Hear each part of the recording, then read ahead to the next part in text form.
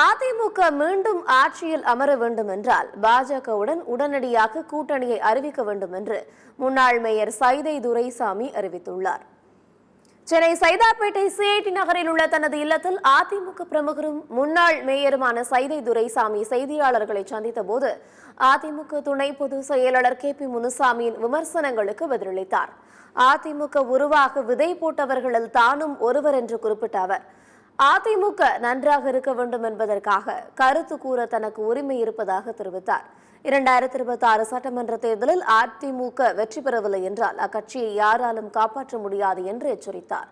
தேர்தலுக்கு தேர்தல் முடிவுகளை மாற்றுவதுதான் அரசியல் சாணக்கியத்தனம் என்றும், அதிமுக மீண்டும் ஆட்சியில் அமர வேண்டும் என்றால் பாஜகவுடன் உடனடியாக கூட்டணியை அறிவிக்க வேண்டும் எனவும் சைதை துரைசாமி தெரிவித்தார். அதிமுகங்கிற அடையாளத்தை நான் இழக்கல.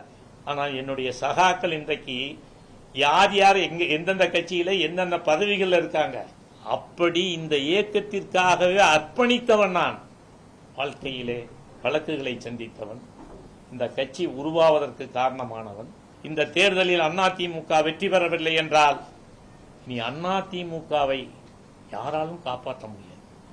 அதிமுக மீண்டும் ஆட்சியில் அமருவதற்கு எதை செய்ய வேண்டுமோ அதை செய்யுங்கள். கூட்டணி பலத்தை பாஜகவோடு உடனடியாக அறிவியுங்கள்.